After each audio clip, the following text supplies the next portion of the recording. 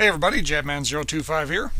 Today I'm taking a look at the no-grade Buster Gundam from the series Mobile Suit Gundam Seed. Now I'm sure you're asking yourself, why are we looking at the no-grade kit? Well, as you probably guessed, I have gotten the Master Grade Buster Gundam, and I thought this would be a good opportunity to look at the differences between a no-grade kit and a Master Grade, how much of an improvement there really is on these kits. Now, looking at the no-grade, first off, I did give this a bit of a weathering job. That's why it looks so grimy and nasty. That's intentional. You do have some painting to do on the waist, those little green sections. That's going to be painted. All the missiles, that's got to be painted too. Lots of lining you got to do. The nubs on this kit are horrible. They're just awful. The seam lines are just blatantly obvious and poor. This is a no-grade kit. What do you want? The kit overall is well balanced. I'll give it that. The joints are done well, but like I said, those nubs stand out like a sore thumb on this kit. And the fact that I did a weathering job makes it all that much worse. But, like I said, this is a no-grade kit. That's kind of what you expect. The posability, elbows are, well, poor, not great. Shoulders are horrible because they're big and bulky and can't move at all. The legs are surprisingly well done, however. You get this twist at the thigh. You get a nice big bend out of the knee. Really well done here. The hips are very well done. You can see just about anything you want. That twist at the thigh does an amazing job. Balance on this kit is superb, which is shocking for a no-grade how well this is balanced.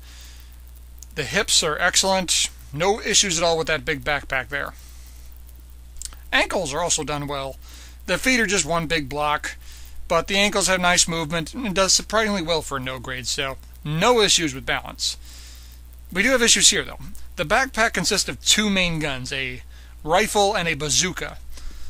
Now, you're supposed to be able to flip these underneath the arm, and then the hand is supposed to grab onto it. The hand is a simple bracket hand, two-piece, and it's supposed to slide right onto the handle. And it doesn't really work like that way. The fit is poor.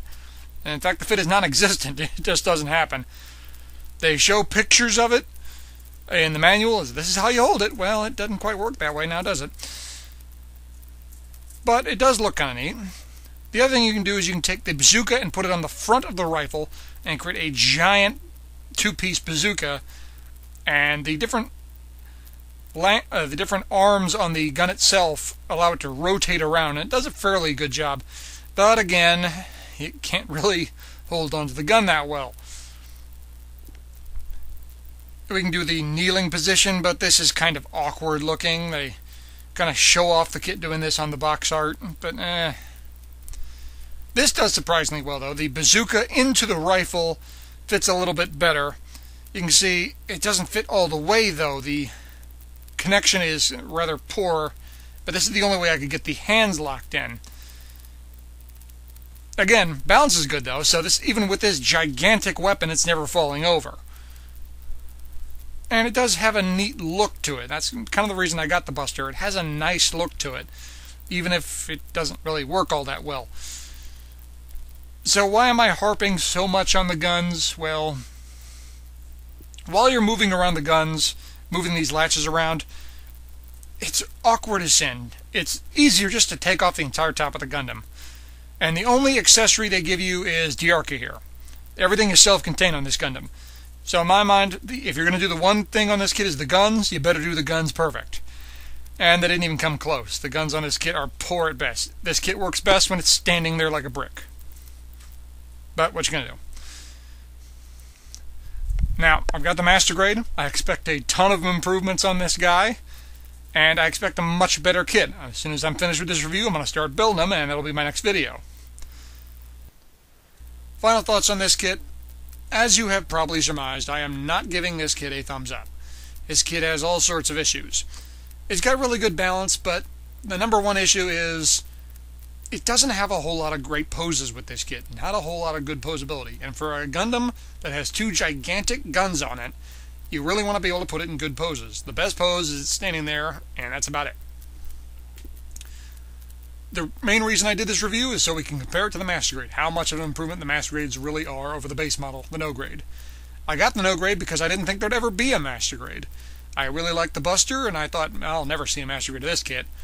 but I'm happy to be proven wrong. Well guys, thanks for watching. I hope you enjoyed this review. I hope you found it informative. If you have any questions, ask them. I will answer them as best I can. Please stay tuned for more reviews. Like I said, the next review will be the Master Grade Buster Gundam, and we'll see just how much of an improvement it really is. Thanks again, guys, and I'll see you next time. Oh, and one more thing. Hey, now that there's a Master Grade coming of me, you're not gonna... No, I will not be throwing you off the top of a building. Oh, good. Although in the future you might be used for spare parts for other projects. Wait. What?